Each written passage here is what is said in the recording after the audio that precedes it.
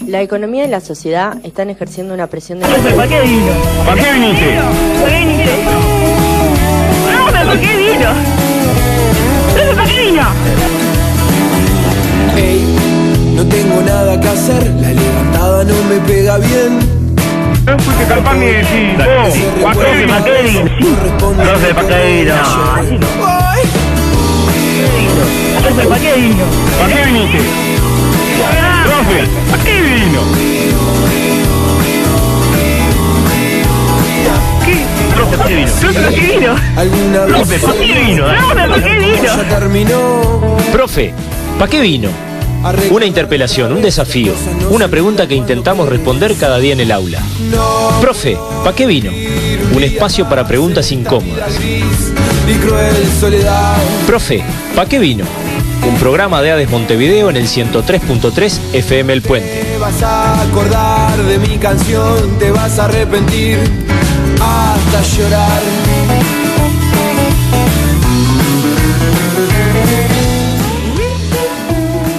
Hola, buenas noches. Reza el eslogan de este programa: un lugar para preguntas molestas o incómodas, según el pegotín o según la promoción de la radio. Vamos a empezar con una pregunta capaz que un poco molesta o incómoda. ¿Cómo sería la vida de... ¿Se han puesto a pensar cómo sería la vida de un hombre, de una mujer que estuviera siempre vigilado? Siempre. ¿No? Que estuviera constantemente vigilado. No al estilo de Truman Show, sino que fuéramos conscientes de que somos vigilados todo el tiempo. No como en la película, donde el protagonista no sabe que está siendo vigilado y su vida se transforma en un show, sino en una donde es explícito el control. Donde no pudiéramos decir lo que pensamos, ¿no? Creo que tendría algunas consecuencias felices, quizás, ¿no? Algunos pesados, algunas personas realmente molestas, capaz que se guardarían de hacernos sus comentarios por miedo a algunas represalias, ¿no? Algunas personas se guardarían también de esperar ciertos aires molestos, ¿no? Pero hay otras consecuencias que serían, creo que, más negativas, ¿no? Pienso en una intimidad de una pareja, qué cosas se atreverían a hacer o no, o a decirse. Capaz que eliminarían esos apodos y esos nombres realmente cursis, ¿no? Como Cuchicuchi, mi bichito y esas cosas, que no estaría mal eliminarlas. ¿No? Pero como entre dos todo vale y ahí no tiene valor el tema de la cursilería y ciertos criterios estéticos se abandonan y se imponen otros, también sería una pérdida, ¿no? ¿Qué tal si interiorizamos todos esos controles y vivimos en una época totalmente vigilada?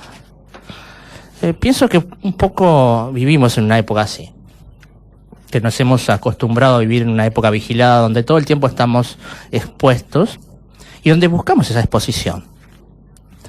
Y donde ya no distinguimos qué hacemos por placer, por gusto, y qué hacemos para complacer a otros, ¿no? Acá Gonet me pasa por debajo de la mesa, fuera de las vistas de las cámaras, a escondidas de las cámaras, sin que nadie vea, me pasa un texto de Galeano que se llama El miedo global.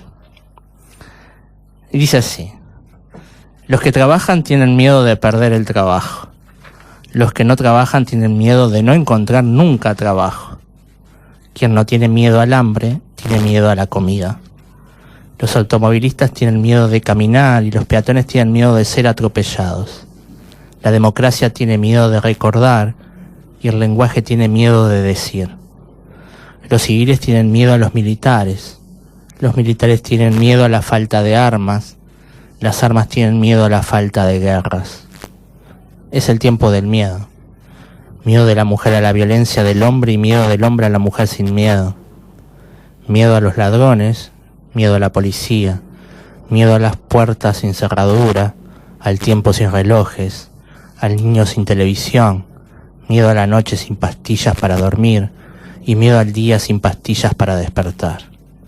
Miedo a la multitud, miedo a la soledad, miedo a lo que fue y a lo que puede ser, miedo de morir, miedo de vivir.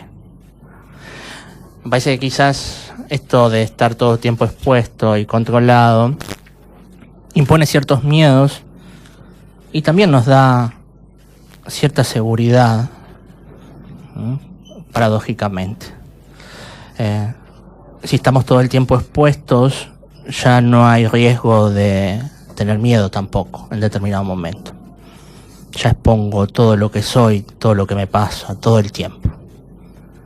Entonces ya dejo de tener miedo también. Es otra forma de control. Sobre lógicas de control va el programa de hoy.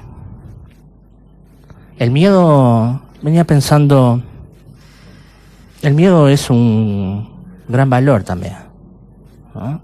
Aquel que no tiene miedo está loco, ¿no?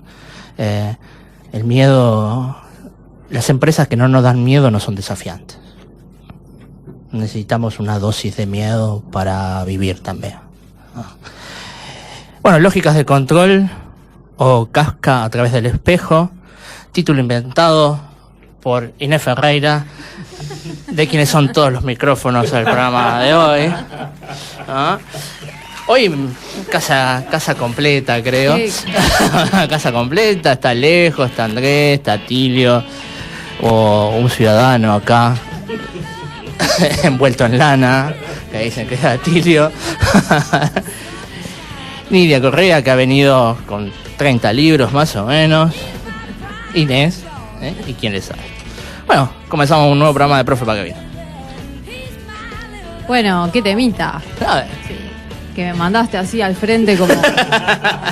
Tranqui. Yo me voy a tomar un café y vuelvo. Ustedes conversan tranquilamente. Siéntanse como en su casa. ¿Perdón? ¿Perdón, Alejo? Siéntanse como en su casa, dijo Alejo. Ahí va. Sí, ahora lo busco. Ajá. En realidad esto de... Les cuento cómo me surgió el tema de pensar un poco en las lógicas de control, que en realidad trabajando en una jornada, una mañana, me puse a observar en una institución educativa cómo estaban predominando ciertas justamente lógicas o prácticas, si le podemos llamar desde el punto de vista pedagógico, entrando un poco en tema prácticas, que nos envolvían, o al menos yo me sentía como docente envuelta, ¿no?, en una serie de prácticas que muchas veces eran bienvenidas y muchas veces también propuestas por el propio cuerpo docente, que tenían que ver con el control de las actitudes de los estudiantes y también incluso de la dinámica institucional, ¿no?, que no se quedaban solo en el estudiante. Planillas a llenar con registros de inconductas o malas conductas, cuadernos para llenar y firmar, registros de charlas íntimas que se tienen con los estudiantes, etcétera, etcétera, ¿no? Seguramente ustedes tengan otros ejemplos de este tipo de cosas. Y intenté pensar por qué. Intenté preguntarme, bueno, ¿de dónde surge esta necesidad a nivel educativo, institucional?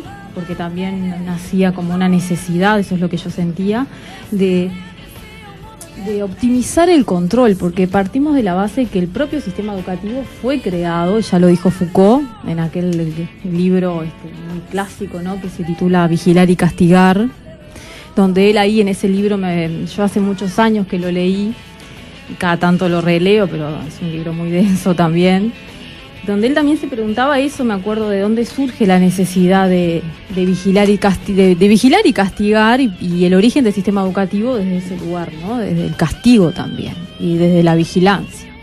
Y él hace todo un estudio de eso. Bueno, y en realidad, más que nada era una pregunta, ¿de dónde surge esta necesidad de optimizar el control y por qué? ¿Por qué si somos educadores? Es una gran pregunta que yo me la hago y no pude responderla, ¿no? Por eso lo propuse como como un tema para discutir y charlar acá, entre todos. Justamente, ¿por qué la necesidad de optimizar el control? Si es bueno, si lo necesitamos como docentes, ¿por qué? ¿Qué hay atrás de eso? Y después, bueno, viene Kafka, ¿no? Un poquito más adelante, el gran Kafka, con ese concepto de alienación que después podemos desarrollar un poco. Cómo es a veces a través de... Yo lo que siento como educadora también es que a través de esas pequeñas prácticas que nosotros vamos con las cuales vamos llenando nuestra actividad docente, van generando también ese grado de alienación, esa cascarita, ese hábitus, ¿no? Que hablábamos el viernes pasado de Bourdieu, el concepto de Bourdieu, ¿no? Esas formas mecánicas de que antes capaz que de cuestionarme por qué estoy haciendo esto, por qué este alumno hizo esto y no otra cosa, yo registro, optimizo, controlo una conducta, y le pongo el sello de lo pedagógico, porque lo hice yo que soy docente, por ejemplo. No sé, ¿qué les parece? Creo que en la coordinación de esos dos términos que hace Foucault, vigilar y castigar, hay una respuesta, ¿no? Podríamos sustituirla ahí, vigilar para castigar. Capaz que ahí tenés una respuesta al término vigilar, ¿para qué controlamos? Y generalmente controlás para que no se escape algo de una norma, ¿no? Y una vez que se escapa de la norma, hay un castigo, una sanción. Y muchas veces eso es confundido con educar. En términos más de Pavlov, ¿no? Es una especie de reflejo condicionado. Vos te comportas de tal manera, te castigo, y cada vez que te comportes fuera de la norma de determinada manera, te voy a castigar. A ver si por reflejo condicionado, si te condiciono a no volver a repetir la norma, ¿no? Pero creo que está demostrado que el ser humano no funciona con la lógica del castigo. Justamente ahora necesito acordar un ejemplo literario. Estamos viendo con los chiquilines un cuento de Quiroga que se llama El Balde, donde hay tres chiquilines muy traviesos, que se pasan de traviesos, que intentan hacer cosas como incendiar el depósito del vecino de al lado, un depósito de alcoholes, tirando un fósforo. La madre no pone límites ninguno y espera siempre que venga el padre para poner los límites. Y el padre, el límite que pone, en realidad es un castigo físico, siempre a las palmadas. Los chiquilines se calman por un rato, pero 20 minutos después ya vuelven a las suyas. Y en la última travesura de los niños, hermanos más chicos, es un cuento de Quiroga. Adivinen cómo termina. En la última travesura, el niño más chico cae de 6 metros de altura y el narrador no llega a decir que murió, pero dice que si lo hubieran atendido a tiempo, la conmoción interna no hubiera tenido las consecuencias que tuvo. Ergo, murió, ¿no? Creo que plantea una discusión interesante ese cuento sobre las lógicas de educación en la familia de los padres, ¿no? La madre, son los extremos, ¿no? Bien clarito, ¿no? La madre no pone límite ninguno, el padre de esta relación cree que a palmada va a solucionar todo. Y ninguna de las dos cosas termina, evidentemente, funcionando. Ni la ausencia absoluta de límites y de control, ni normas, ni la otra, el castigo físico extremo que cree que eso es mano dura y eso es control y educación, ¿no? Que por lo menos eso es lo que me parece que intenta evidenciar Quiroga ahí en ese cuento, ¿no? Ahora, dentro de esta lógica, ¿cómo funcionamos nosotros? ¿Cómo funciona el centro educativo?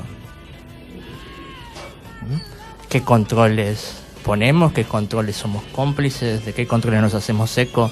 ¿No? ¿Qué controles ponemos y nos hacemos cómplices, decía? ¿Y cuáles debemos poner? ¿Cuáles no? No sé, preguntas para hacerse, ¿no? ¿Hasta qué punto los controles limitan también una práctica creativa y educativa interesante, que podría ir por otros lados? No sé, preguntas que me hago. y veo que Atilio frunce el rostro, no sé si está escuchando un partido de la Eurocopa o de la Copa América. Pica el gorro de lana. Estoy volviendo a escuchar Venezuela-Uruguay. Estás en una No etapa, das crédito. Estás en una etapa masoquista. Sí, no, yo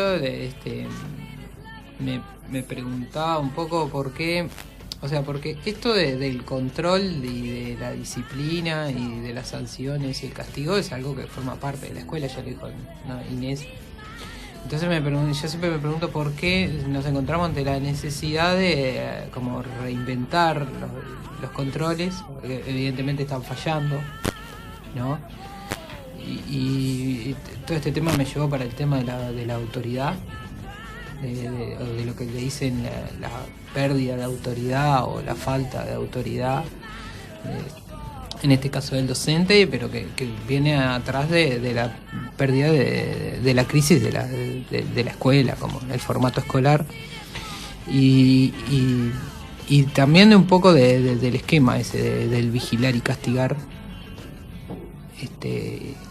y el pasaje a lo que Deleuze dice, sociedades de control que no necesitan del encierro, o sea, el aula implica eso, la dinámica escolar así cotidiana implica el encierro en el aula, donde se controla el espacio, el tiempo, los cuerpos, y donde está el docente pretendiendo enseñar algo y tratando de vigilar desde un lugar de autoridad que capaz que ya no es tal, o no existe, o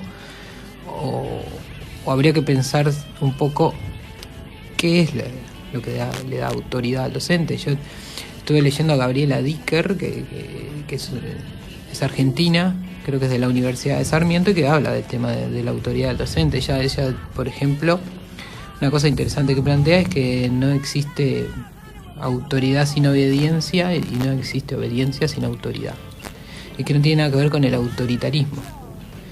Que de hecho algunas de las cosas que muestran que ya no existe autoridad es el recurso a la violencia, a la coacción, o incluso a la persuasión. Tratar de persuadir a alguien con algún argumento ya implica que no hay autoridad, porque la autoridad es algo casi tautológico, algo que no. Entonces hacen unas investigaciones donde los estudiantes manifiestan por qué obedecen a algunos docentes y otros no. Y que juega en todo eso. Y también me preguntaba también, porque acá lo que estaba planteando Inés hay una intención de llegar al detalle. Son hacer como unas fichas donde se clasifican los tipos de inconductas, y tiró un papelito o insultó, ¿no? Y darles como una escala de un protocolo. Sí, todo un protocolo que dice qué es grave, qué no es grave, qué es más o menos grave, y que cuáles son las sanciones que se corresponden para cada lugar. Estamos en una semana sensible con respecto a este tema, ¿no? Ayer, jueves, hicimos un paro nacional por una nueva agresión a un docente, ¿no? Este tema de la autoridad está muy en boga en este momento, ¿no? Sí, yo me pasó al revés, o distinto, al revés no. En vez de pensar en autoridad, cuando se propuso el tema, ya lo venía trabajando, se ve que porque lo venimos pensando desde el lugar de educadores en contexto de encierro, el tema de la libertad, ¿no? Porque también esta cuestión de las lógicas de control se pegotea un poco con cuestionarse la libertad y la falta de libertad, ¿no? Entonces recurrí a un libro que me compré hace un tiempo de Bauman, que no tiene nada líquido, que se llama Libertad. Y en realidad está bueno porque hace un análisis del término libertad, uno que es, volviendo al programa anterior, está naturalizado, es una palabra que se utiliza sin pensar de dónde sale ni qué significa, ni que de hecho es un constructo social y ha tenido diferentes significados en distintos momentos históricos. Y él plantea que esta sociedad nuestra sociedad moderna, pensando esto de la libertad de unos y de otros, ¿no? Y las libertades que en general no son iguales para todos. Ha adquirido, como dice, es como un jardinero, en vez de un guardabosques como era antes de las conductas humanas, ahora es un jardinero, y la cuestión de cómo regular las inconductas hace que el tema del orden social esté presente todo el tiempo. Es una cuestión que hay que analizar, y si nosotros prendemos la radio, digo la radio porque justo hoy de mañana estaba escuchando la radio, pero puede ser cualquier otra cosa, escuchás cualquier conversación en cualquier lado, está vinculada a lo mal que los seres humanos están portando, y analizar las conductas de las personas y pensar la convivencia en términos de seguridad y de control social, ¿no? Entonces ahí vuelve a Foucault, pero va al panóptico, ¿no? Y habla de esta especie de cárcel que diseñó un arquitecto en el que se vigila de tal forma a las personas que se instala esta idea del vigilante que hace que ya sea innecesaria la torre con el vigía, ¿no? Las personas ya se sienten vigiladas todo el tiempo y hacen todo como debe ser. Entonces yo solamente quiero leer una parte que habla de los internos del panóptico, porque en realidad el panóptico tiene un poco que ver con esto que plantea Deleuze también del encierro, ¿no? Porque Deleuze trabajó con la locura, ¿no? Entonces dice: los internos son objeto de custodia segura, confinamiento, soledad, trabajo forzado e instrucción. La intención subyacente en su situación es transformarlos en algo que no son y en lo que no tienen ninguna intención de convertirse. Es precisamente por esa ausencia de voluntad por lo que han sido convertidos en internos. Las condiciones en las que transcurre su confinamiento deben ser cuidadosamente calculadas para que sirvan de la mejor manera a los fines de aquellos a los que los confinaron. Y a mí, cuando lo leí, tengo un cartel gigantesco escrito en el libro que me hizo acordar al tema de la permanencia en los centros educativos. Estos del control de que estén todo el tiempo, no importa qué precio, no importa lo que hagan, ¿no? Y es una forma, viene pegado a esto de la construcción de los adolescentes delincuentes, de los menores infractores, ¿no? Me parece que va todo por el mismo lugar del control. Y sí, ¿cómo definimos qué conducta es grave? ¿Qué es grave? Si tira un papel, si insulta a un docente, si... No hay ni siquiera una discusión en los centros educativos de qué conductas nuestras pueden ser consideradas faltas graves. Más allá de lo que pueda decir el estatuto, estoy hablando de cosas más cotidianas, ¿no? De las formas en las que nos dirigimos, las formas que hablamos, las rutinas construidas dentro de los liceos, la estructura en el Liceo 38 donde trabajamos nosotros, eso de que los gurises, yo los observaba atrás en el patio, ellos giran alrededor de esa especie de agujero central que hay ahí en el liceo donde está la claraboya, y no dista mucho del funcionamiento de una cárcel. Están ahí metidos, encerrados, y para poder salir al patio se necesita una llave y hay un llavero, ¿no? Hay una persona que tiene la llave, lo lleva y es el que habilita o no. O sea, el funcionamiento del mecanismo de encierro y lo que eso genera como construcción, como significante, ¿no? En la psiquis de las personas, por eso que se establece en la rutina diaria, está súper instalado en el liceo y nadie se lo cuestiona. Nosotros vamos funcionando en ese sistema. Es mirar el recreo y es increíble verlo girar alrededor de ese especie de cuadrado en un piso. Es terrible. Después nos cuestionamos por qué seis gurises de entre 12 y 18 años que están 6-7 horas ahí adentro, encerrados, y que después salen y bueno, tienen otros mecanismos de control instalados, ¿no? ¿Por qué en algún momento explotan? ¿Por qué se enojan? ¿Qué es lo que esperan que hagan? No sé qué es lo que están esperando. Que acepten. Esto de la no voluntad está clarísima, ¿no? No hay estudiantes en el liceo que concurran voluntariamente. Habrá algunos, pero habrá que ver también de dónde sale esa construcción de la voluntad, si no tiene que ver con el mecanismo de control social también. No sé, hay una parte de todo esto que podemos hacer consciente y optar y decir, bueno, estas formas de control me voy a adherir y las voy a aplicar y otras no. No sé si eso es posible. pero también es cierto que en lo cotidiano. ¿Algún día nos cuestionaremos esta lógica de funcionamiento que es también postindustrial, ¿no? De que tenemos timbres y que los gurises pasan como por una línea de montaje. Bueno, ahora van por el profesor de historia que le va a encajar tal tornillo, después van por el profesor de matemática que le va a encajar tal tuerca, después viene por el de literatura que ajustará determinadas cosas, ¿no? Y a determinado horario, y cada materia tiene que tener 45 minutos o 1 hora o 2 horas. ¿Por qué? ¿No? ¿Por qué tiene que ser así esa lógica de funcionamiento? Quizás para entrenarlos para lo que viene después, para el mundo del trabajo también, el mundo del trabajo. Yo creo, o sea, a mí me parece que hay una mezcla, se está mezclando, o sea, en nuestra realidad de hoy se mezcla lo disciplinario con el control, o sea, lógicas anteriores de la disciplina con la del control. Esto de la modernidad líquida, ¿sí? Se mezcla con cuestiones anteriores de la modernidad no líquida, así, ¿no? Y se arma un lío, ¿no? O sea, esto de que convivan las tablets con la pizarra, con las tizas en algunos lugares todavía, y yo no sé si es tan así. O sea, yo traje acá algunas definiciones que es sociedad de control que tienen que ver también con lo que arrancó diciendo Rafa hoy. Las sociedades de control son maquinarias de producción de miedos y de dispositivos para enfrentarlos. La inseguridad en las calles, el narcotráfico, el terrorismo, entre otros, son emergencias de este gobierno del miedo que, como veremos más adelante, excede el mero temor a una agresión física. Eso conduce a la primera transformación seria respecto de las sociedades disciplinarias. El castigo no es ocultado. Y bueno, ahí viene toda una cuestión de esto del victimario.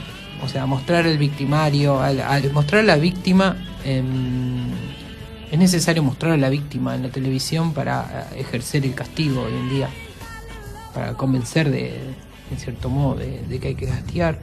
Pero después esto que estoy leyendo habla de la cárcel y de cómo las cárceles va cambiando su función. Antes existía la esperanza del tema de lo que dicen la rehabilitación. Y la cárcel hoy ya en cierto modo, más allá de algunos programas que a veces se muestran, renuncia totalmente a la rehabilitación. Y la función de la cárcel es la de depósito de seres que sobran en el conjunto social. Y así como Rafa está haciendo, o sea, el objetivo de las cárceles es custodia y retención de sujetos hasta su completa degradación. Y así como Rafa hace esa vinculación de la cárcel, ¿no? o de la fábrica, que siempre se hacía, la cárcel, la fábrica, esas instituciones, la escuela, creo que hoy en día también el liceo cambia y cada vez más es eso, es retención, no tanto contención, retención de personas que no pueden estar afuera porque ocasionarían un caos, ¿no? Y ahí, claro, todo el tema ya deja de funcionar, el tema de te portaste mal y te expulso. No existe esa posibilidad, cada vez menos, porque hay que tenerlo, haga lo que haga el estudiante, hay que mantenerlo dentro. Es tan literal, pienso, eso que estás diciendo, que hasta tenemos liceos que son playas de contenedores, ¿no? Y tenemos a los gurises como objetos ahí dentro de los contenedores. Vamos a una pausa. El palestino que tenemos en los controles nos dice que vayamos a la pausa.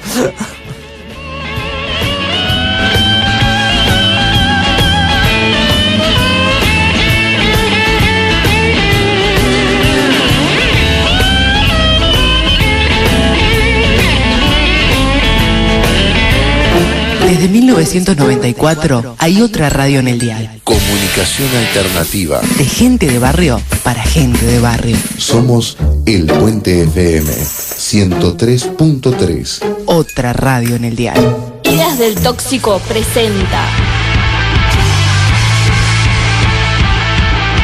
El Agujerito en sus 10 años. Viernes, 20 horas.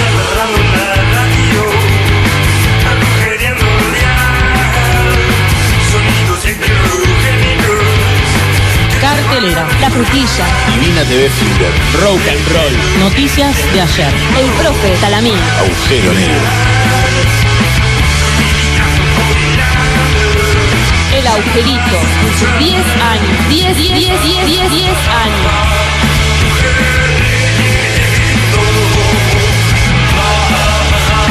Viernes, 20 horas acá en el Puente FM 103.3. Radio Comunitaria. Una radio Con voz de barrio. El Puente FM 103.3. Entérate de todo lo que pasó, pasa y pasará en la zona oeste leyendo El Tejano. Noticias, entrevistas, notas y recomendaciones en el periódico mensual con más de 2 décadas en la zona. El Tejano es el periódico, es la teja y quien vive en ella. periódicoeltejano@gmail.com. Como me duele este mundo, Segismundo, la parálisis, la envidia, la neurosis nos gobierna. Apagá la tele, prende tu cerebro. Sintoniza 103.3 FM Radio El Puente. Todos los viernes de 11 a 12. Hay algo en lo que te están mintiendo. La puta costumbre, ¿eh? Las histéricas somos lo máximo. El Puente FM es miembro de AMARC Uruguay, Asociación Mundial de Radios Comunitarias. www.amarcuruguay.org.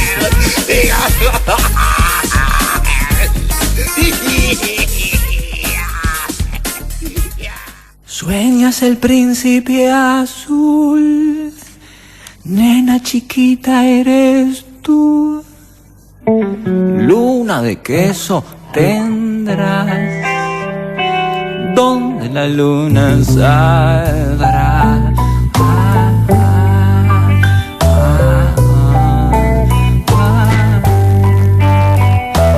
Suenan las 12 y tendrás zapatitos de cristal. Príncipe azul ya vendrá, ratoncitos lo traerá.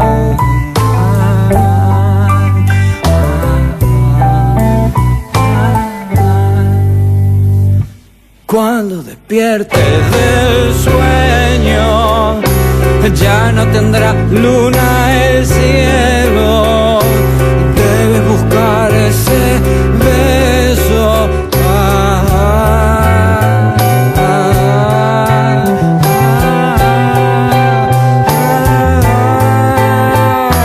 Sigue tu sueño mejor, bosque encantado tendrás, junto al conejo tambor, blancas ardillas vendrán.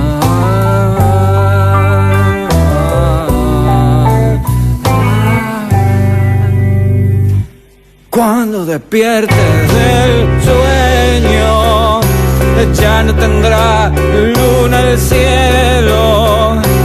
Debes buscar ese beso.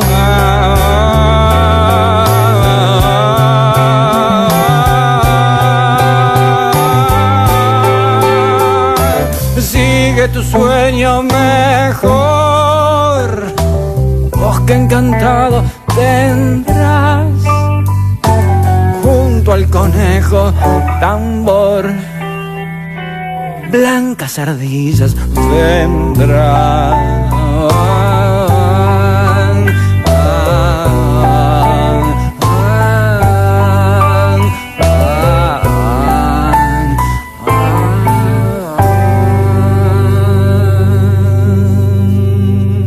¿Qué quiere?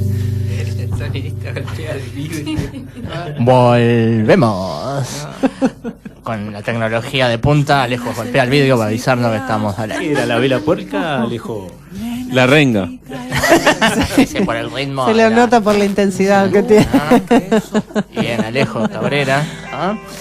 Se equivocó, apretó el botón mal. O Inés le programó la computadora. Tengo un hacker acá. Bueno, Profe, ¿para qué vino? Es un programa del Zonal Oeste de ADES Montevideo, que sale por el 103.3, el Puente FM. todos los viernes de 19 a 20 horas. Estamos a toda paz acá. Muy bien. Nos pueden escuchar, no, la asamblea fue ayer. ¿Ah? Nos pueden escuchar, decía antes que me interrumpieran. Nos pueden escuchar por la página de la radio, por TuneIn, en YouTube, en ADES Montevideo, en Profe Paquevino, Facebook. Ahí están los programas grabados, así que pueden escucharnos por todos lados.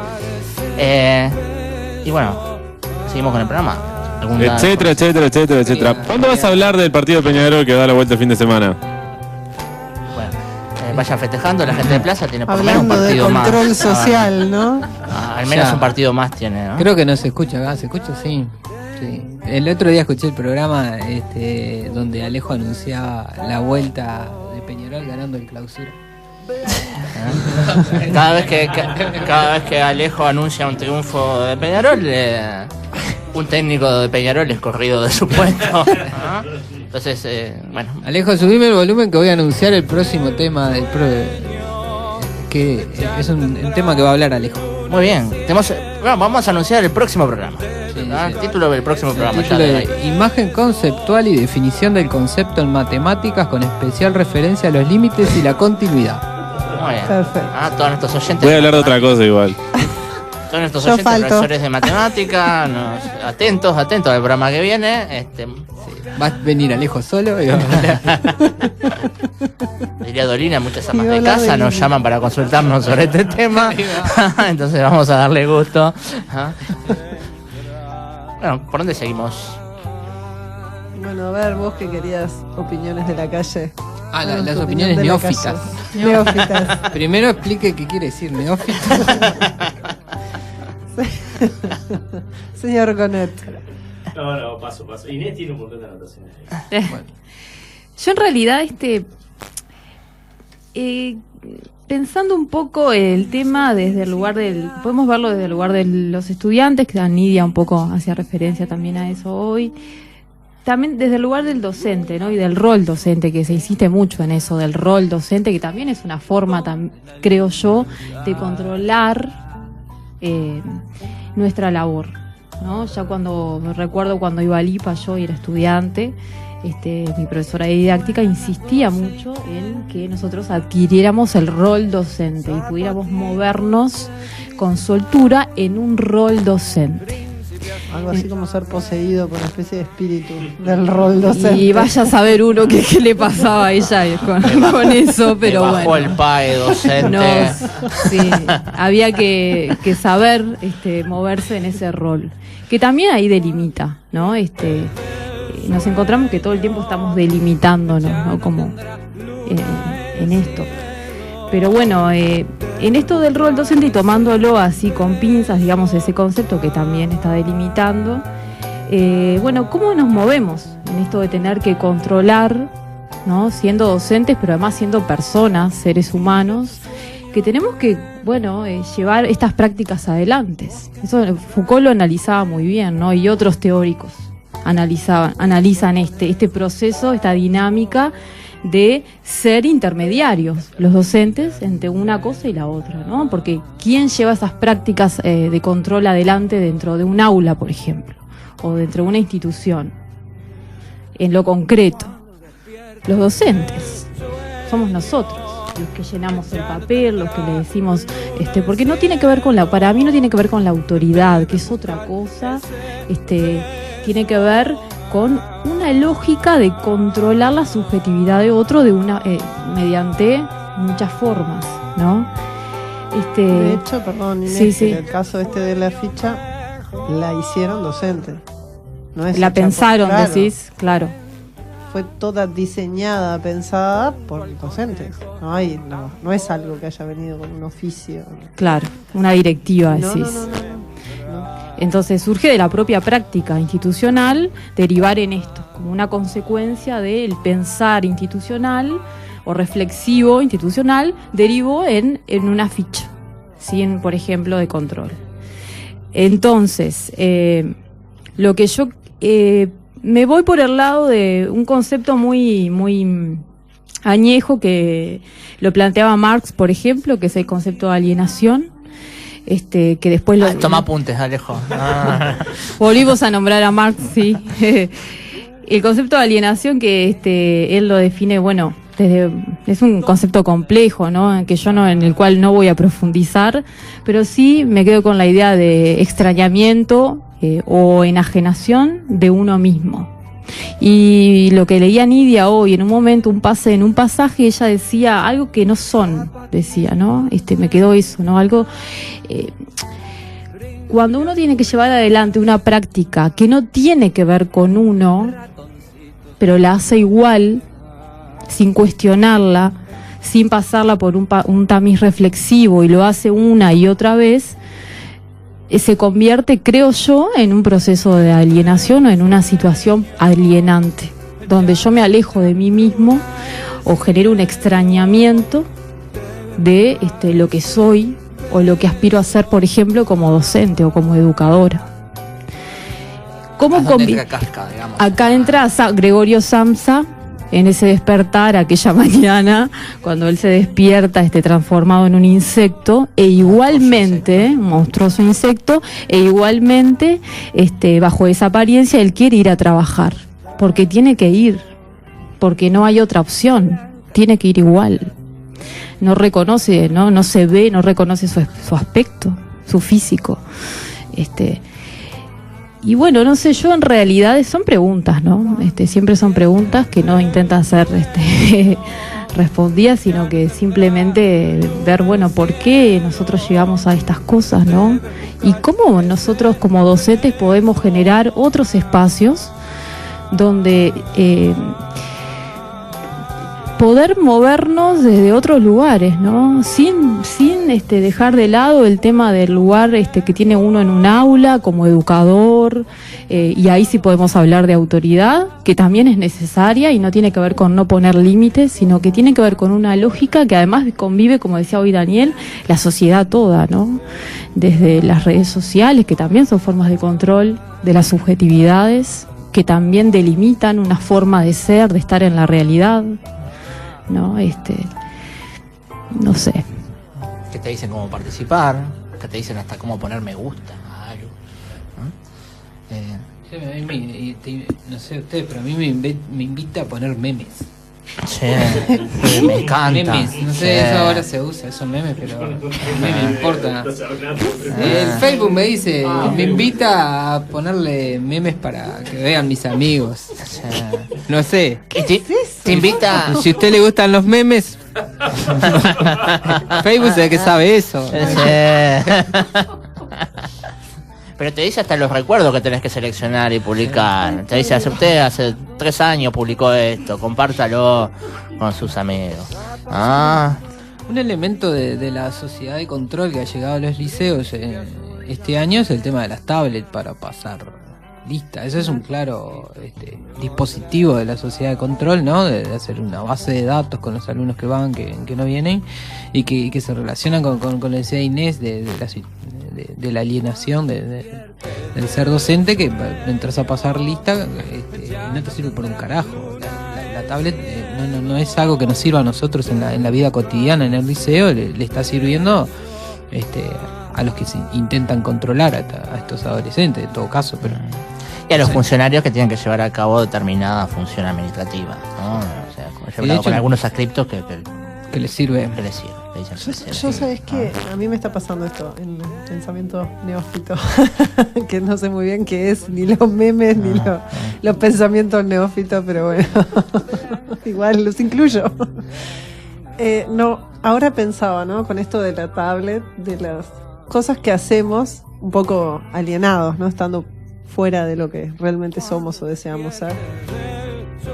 Las cosas que a mí me parece que está la alienación en algunos casos, que no sé si alguien se puso a pensar que esto no nos está sirviendo a nosotros para nuestras prácticas, hay como un mecanismo desesperado de control, porque no sé si se instaló, es una pregunta también, cuando se empezó a diseñar esto del rol docente, de que el docente debe poder con todo, que entonces el caos que se genera cuando no puedes controlar, ¿no?, todo lo que ocurre en el aula, te pone a que empieces a ejercer esto, ¿no? Armás listas de conductas desajustadas. En vez de, no escuché hasta ahora, a excepción de una reunión de profesores que lo comenté hoy, que los docentes se sienten a pensar de qué forma en colectivo, qué estrategias, qué actividades, qué más, de cosas que tienen más que ver con lo que nosotros sí sabemos hacer y deseamos hacer, ¿no? Por eso estamos en ese lugar. Nos está costando conectar con eso. No a todos, por suerte, ¿no? Pero hay una gran mayoría de los docentes, que creo que son los que terminan diseñando estas cosas, los que pasan la tablet repetidamente sin pensar si realmente esto está funcionando, está aportando algo a los procesos para los que estás ahí, ¿no? Esto que parece que si se te va de control la situación, ¿no? Perdés por todos lados y pierden los estudiantes porque no son buenos ciudadanos. Tampoco me entiendo mucho si nos hemos puesto a pensar alguna vez a qué los queremos incluir, o buenos ciudadanos para qué, o si la sumisión es una buena característica a enseñarles a estos estudiantes que viven en un mundo recontrasumiso, que los tiene en ese lugar de pobreza, de violencia, de cero aprendizaje de algunas cosas, y seguimos reproduciendo eso, ¿no? Digamos, vamos a enseñar sumisión, sométase al control, vaya a trabajar en un supermercado donde le van a hacer a chequear la mochila, igual le hacen un tacto vaginal para ver si no se roba algo, vaya que tiene una cámara filmándolo todo el tiempo, y no se cuestione que está pasando eso, ¿no? Hicimos un taller con un grupo y una de las estudiantes ni se planteó, sabía que existía la posibilidad de bloquear personas en Facebook o de no aceptar la amistad de alguien. Pero lo que pasa es que todo el mundo acepta a todo el mundo. Era como, ni se lo cuestionó, ni se lo cuestionó hacer uso de eso. A pesar de que en realidad él quería, alguna gente quería que no estuviera y que no supiera. Pero es como, estamos en esta cuestión del control. Me parece como que lo bueno se mide en las aulas, estoy hablando, ¿no? De lo controlado que tenemos a los alumnos, en este afán de mantenerlos adentro a cualquier costo, ¿no? Un poco esto que vos decías, Daniel, de que estén ahí, ¿no? Esa especie de hangar amontonados. Bueno, hay que controlarlos, porque ahí amontonados, si vos no los tenés controlados, te explota todo, ¿no? Que de hecho es más o menos. Creo que fue Atilio que dijo hoy o algo así insinuó, por lo menos, de que hemos como naturalizado el control. Y lo pedimos y lo exigimos, ¿no? Se ha hecho hincapié desde los medios, sobre todo, de que vivimos en una sociedad peligrosa, donde el crimen está a la vuelta de la esquina, donde nos puede pasar algo malo todo el tiempo y necesitamos el control, y entonces pedimos más policías, pedimos más semáforos, pedimos más cosas de control, pedimos más cámaras en los barrios, pedimos que nos controlen todo el tiempo, exigimos ser vigilados. ¿Ah? Y ya lo tenemos como algo natural. Entonces, si somos vigilados todo el tiempo, si tengo una cámara en el supermercado, si tengo una cámara en la calle, si tengo un policía en cada esquina, es natural también. Enseñarle a mis alumnos a convivir con eso. Es natural también, hemos naturalizado eso, es natural exhibir mi vida privada a través de internet. Si todos estamos vigilados todo el tiempo y controlados todo el tiempo, entonces no existe una diferencia entre lo público y lo privado, porque necesitamos que todo sea público para estar controlados. Y lo exigimos y lo pedimos, que es lo peor. Creo que es la mejor forma de control, cuando naturalizamos el control, ¿no? Y veo que Gonet quiere entrar a la cancha, pero no, solo para aclarar lo de neófito. Neófito es una especie de recién llegado, alguien que adhirió recientemente una ideología. Capaz que estaba mal usado, como lo estábamos usando el término, pero puede ser alguien, se lo asimila a alguien que recién toma contacto con un tema. Bien, tenemos el diccionario de términos gonetianos de cada día. Y memes no nos explicó a Atilio que es un meme, pero... No, yo sé visualmente lo que es, creo que es lo que vos compartís por WhatsApp todo el muchas tiempo. veces, un meme es una especie de imagen, de caricatura, que resume alguna... Que pone a través de alguna chanza, alguna idea. Es como cuando escribís en el celular que te cambia un mensaje de SMS. No, que ponen la cara de un niño haciendo determinada cara y una frase que dice, tengo que volver a trabajar. Es lunes. No, sí, hoy es lunes otra vez y es un niño haciendo cara de asco, ¿no? Esas cosas son... Para mí es una canción. Lunes, esa. Ningún meme. Pero uniéndolo con lo que es... El mejor meme que leí una vez fue uno que decía... El problema no es que es lunes otra vez, sino el problema es el capitalismo. ¿Qué hace que el lunes tenga que ir a trabajar? Está bueno ese. Tiene sus pros y sus contras. Podemos hacer todos con alguna crítica al capitalismo. Vamos a ir cambiando las versiones. Hay un poema de Neruda. Me gusta todo menos el capitalismo. Me gusta cuando callas. Y el capitalismo. Hay un poema de Neruda, que no es ese, que se llama Walking Around. Perdón, pero tenía que ejercer control sobre la neófita. Mira, Rafa. Hay un poema de Neruda que se llama Walking Around, que transmite esto, creo, de la alienación y del control en el que somos, al que somos sometidos y en el que nos meten todo el tiempo en esta sociedad capitalista de consumo, y que fue escrita en los años 30, cuando Neruda andaba por ciertas zonas asiáticas ejerciendo función de cónsul.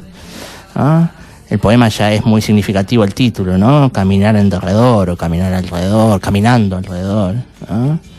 Y comienza diciendo: sucede que me canso de ser hombre, sucede que entro en las sastrerías y en los cines, marchito, impenetrable, como un cisne de fieltro navegando en un agua de origen y ceniza. Y hace toda una descripción de un ser humano que transita por calles y lo único que ve son cosas de la rutina diaria y de lo exterior y cosas vacías de sentido. Y se plantea alguna alternativa en un momento. Dice: sin embargo, sería delicioso asustar a un notario con un lirio cortado o dar muerte a una monja con un golpe de oreja. Sería bello ir por las calles con un cuchillo verde y dando gritos hasta morir de frío.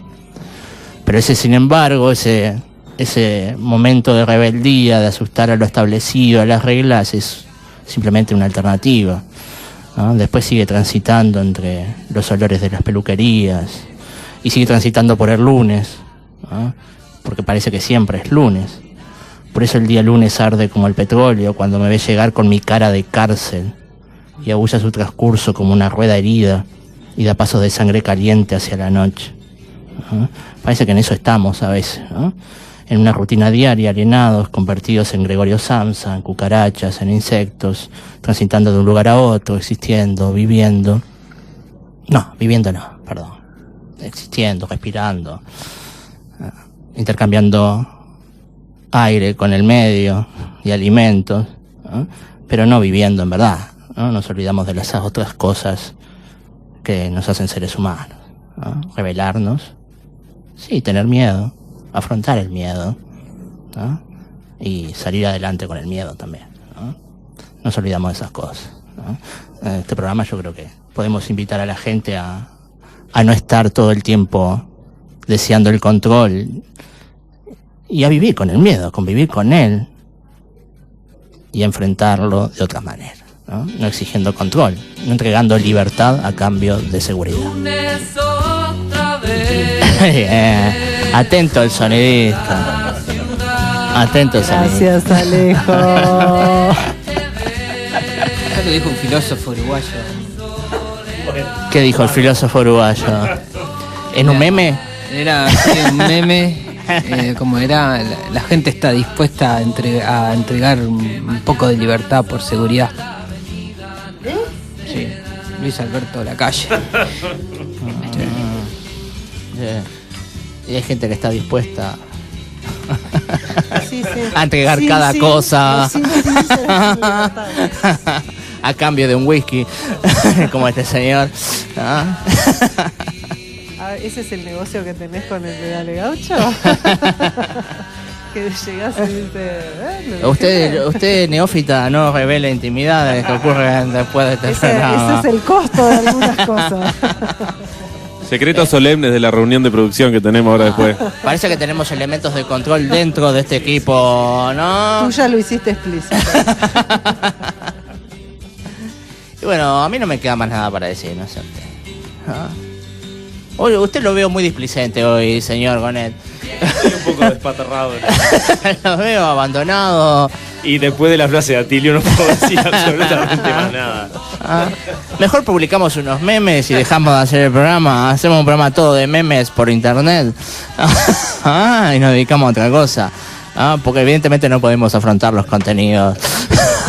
Me gusta cuando callas. Porque estás como ausente. Bueno, y este programa le va a gustar a mucha gente porque va a ser silencio. A partir de ahora. Ahora creo que tenemos más audiencia. Bueno, nos vamos hasta el jueves que viene. El viernes que viene. El Rafa pone siempre un día distinto. Es que no sé en qué día vive. Rafa está en Italia. El viernes que viene tenemos un programa interesantísimo de matemática a cargo de Alejo. Todo lo que usted quería saber sobre la matemática y no se atrevía a preguntar. Vamos a festejar que salió con mediano el viernes que viene, aviso. Por favor. Límites a igualdad. Bueno, nos vamos. La gente